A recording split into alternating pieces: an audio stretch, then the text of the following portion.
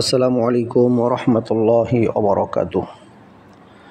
আলহামদুলিল্লাহ, বিশুদ্ধ কোরআন তেলাওয়াতের প্রশিক্ষণে নতুন একটি ক্লাসে আপনাদেরকে স্বাগতম।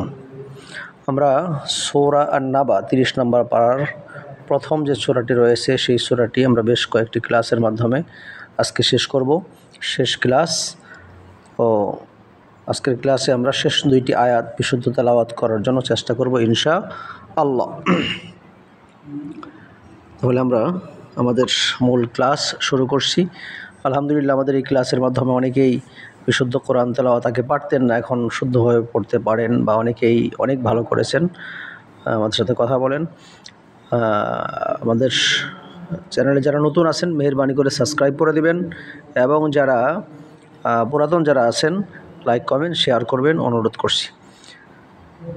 أعوذ بالله من الشيطان الرجيم بسم الله الرحمن الرحيم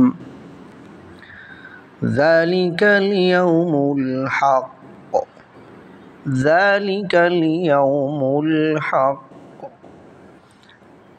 আবার বলছি ذلك اليوم الحق দাল খারা জবর দা, লাম জের লি, দালি কাফ লাম জবর কাল, দালিকাল। ইয়াও আও জবর ইয়াও, মিম লাম পেশ মুল, ইয়াও মুল। হা কফ জবর হা গিয়ে কফকে ধরবে, কারণ কফের ওপরে তাসদিদ রয়েছে। হা কফ জবর হা, কফ পেশ ও অফ করার কারণে কফটা সাকিন হয়ে যাবে। তাহলে ইয়াও মুল হক, যালিকাল ইয়াউমুল হক। জাল এক আলিফ টান হবে খারা জবর থাকার কারণে। আবারও পড়ছি যালিকাল ইয়াউমুল হক।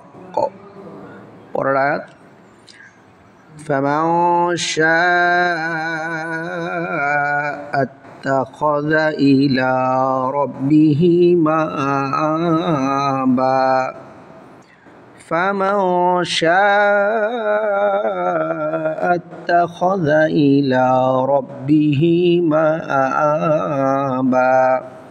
ফা জবর ফা, মিম নুন জবর মান, নুন সাকিনের পরে এখানে শিন এসেছে, ইকফা হবে নাকের ভিতর লুকিয়ে গণনা করে পড়তে হবে। ফা মা শা, শিন আলিফ জবর শা, এবং এখানে 4 আলিফ টান হবে শিনের উপরে। 4 আলিফ একটা চিহ্ন আছে, মোটা চিহ্ন। এরকম চিহ্ন থাকলে লম্বা একটা টান দিতে হয়, এটাকে বলে 4 আলিফ চিহ্ন। তাহলে উচ্চারণটা কিভাবে হবে? ফামান শাআ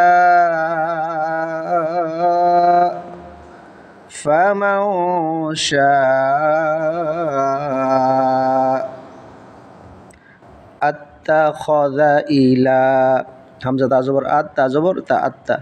খ জবর খ, জাল আলিফ জাল জবর জা, আত্তা খাযা, হামজা জের ই, লাম খারা জবর লা, ইলা। তাহলে আত্তাখাযা ইলা রাব্বিহি মাআবা।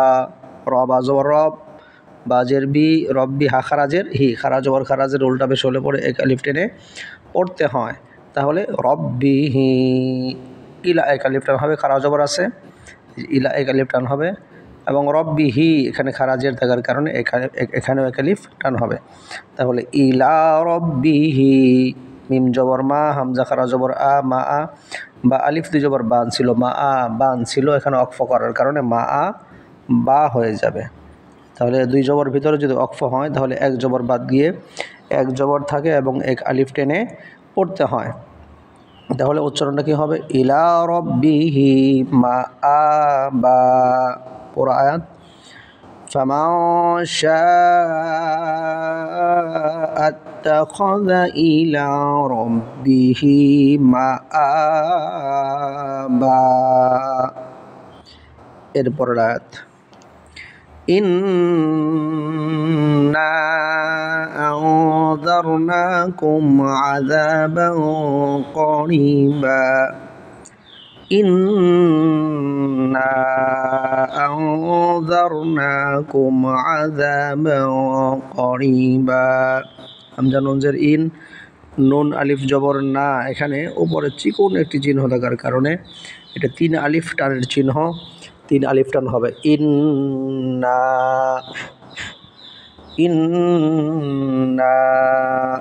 এবং হরকতের বামে নুনে বা মিমে যদি তাসদিদ হয় তাহলে এক আলিফ গুণা করে পড়তে হয়। এখানে হামজা নুনজের ইন, নুন আলিফ জবর না, ইন্না গুণা হবে এবং নুনটা 3 আলিফ টান হবে। ইন্না আনযারনাকুম, হামজা নুন জবর আন, জাল র জবর জার। এখানে নুন সাকিনের পরে জাল এসেছে, জাল আসার কারণে গুণা হবে আনযারনাকুম। ইকফার 15টি হরফ, যদি নুন সাকিন বা তানবিনের পরে ইকফার 15 হরফের যে কোনো একটি হরফ আসে। ইকফার 15 হরফ কী কী? তা, সা, জিম, দাল, জাল, জা, সিন, শিন, সদ্দ, তজ, ফা, কফ, কাফ। এই 15টি হরফের যে কোনো একটি হরফ যদি আসে তাহলে গণনা করে পড়তে হয়। ইন্না আনযারনাকুম আযাবান করিবা, হামজা জবর আ, জাল আলিফ জবর জা, আযাবা আলিফ দি জবর বান, আযাবান। তানবিনের পরে এখানে কফ এসেছে, এই জন্য এক আলিফ গণ্য হবে, নাকের ভিতর লুকিয়ে গণ্য করে পড়তে হয়। আযাবান, কফ জবর ক, রজের রি, করি বা আলিফ দি জবর বান ছিল, রয়াজের রি, এক আলিফ টান হবে, বা আলিফ দি জবর বান ছিল অক্ফ করার কারণে এখানে এক জবর বাদ গিয়ে এক আলিফ পড়তে হবে, এক জবর পড়তে হবে এবং এক আলিফ টান হবে। তাহলে উচ্চারণটা কি হবে? আযাবান করিবা। পুরা আয়াত, ইন্না আনযারনাকুম আযাবান করিবা। এরপরে ইয়াউমা ইয়ানজুরুল মারউ মা কদ্দামাত ইয়াদাহু ওয়া ইয়াকুলুল কাফির। ইয়াও জবর ইয়াও, মিম জবর মা, ইয়াউমা, ইয়াও জবর ইয়াও, মিম জবর মা, ইয়াউমা। ইয়ানজুরুল, ইয়া নুন পেশ, ইয়া নুন জবর ইয়াও, জ পেশ জু, র গিয়ে এই লামকে ধরবে, এই র গিয়ে এই লামকে ধরবে, র লাম পেশ রুল, ইয়ানজুরুল। মিম র জবর মার, হামজা পেশ ও, মার ও, মিম র জবর মার, হামজা পেশ ও, মার ও, মিম আলিফ জবর মা, এক আলিফ টান হবে, মার ও মা। কদ্দামাত ইয়াদাহু, কফ দাল জবর কদ, দাল জবর দা, কদ্দা মিম তা জবর মাত, কদ্দামাত, ইয়া জবর ইয়া, দাল খারা জবর দা, ইয়াদা হা পেশ হু, দাল এক আলিফ টান হবে খারা জবর থাকার কারণে, ইয়াদাহু। ওয়া ইয়াকুলুল, ওয়াও জবর ওয়া, ইয়া জবর ইয়া, ওয়া ইয়া কফ ওয়া পেশ কু, এই লাম গিয়ে এই লামকে ধরবে, লাম লাম পেশ লুল। ওয়া ইয়াকুলুল কাফিরু ইয়া লাইতানি কুনতু তুরাবা। কাফ খারা জবর কা, ফাজের ফি, কাফি, র পেশ রু, কাফিরু। ইয়া খারা জবর ইয়া, লাম ইয়া জবর লাই, ইয়া লাই, তা জবর তা, নুন ইয়াজের নি, ইয়া লাইতানি, ইয়া লাইতানি। কুনতু, কাফ নুন পেশ কুন, তা পেশ তু, নুন সাকিনের পরে তা আসার কারণে এখানে গুন্না হবে ইকফার গুন্না। নুন সাকিন বা তানবিনের পরে ইকফার, ওই বললাম 15 হরফের যে কোনো একটি হরফ যদি আসে তাহলে গুন্না করে পড়তে হয়, নাকের ভিতর লুকিয়ে গুন্না করে পড়তে হয়। তাহলে কুনতু তুরাবা, তা পেশ তোর, আলিফ জবর র, তোর বা আলিফ দি জবর বান ছিল অক্ফ করার কারণে তোর বা হবে, এক জবর বাদ গিয়ে এক জবর থাকবে এবং এক আলিফ টেনে পড়তে হবে। তাহলে উচ্চারণটা কি হবে? ইয়াউমা ইয়ানজুরুল মারউ মা কদ্দামাত ইয়াদাহু ওয়া ইয়াকুলুল কাফিরু ইয়া লাইতানি কুনতু তুরাবা। সাদাকাল্লাহুল আযীম।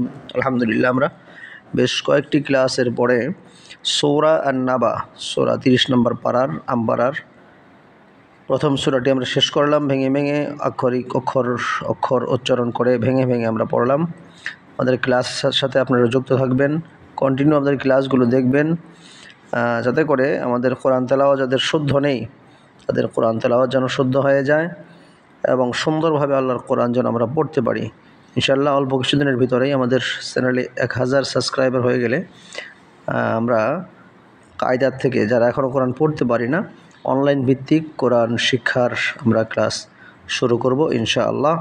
এবং অনলাইনে যারা কোরআন শিখতে চান তারা আমাদের সাথে যোগাযোগ করবেন, নাম্বার দেওয়া থাকবে। ইনশাআল্লাহ আমরা কোরআন শুদ্ধভাবে শিখব। আল্লাহ আমাদের তৌফিক দান করুক, আমিন। আসসালামু আলাইকুম ওয়া রাহমাতুল্লাহি ওয়া বারাকাতুহু।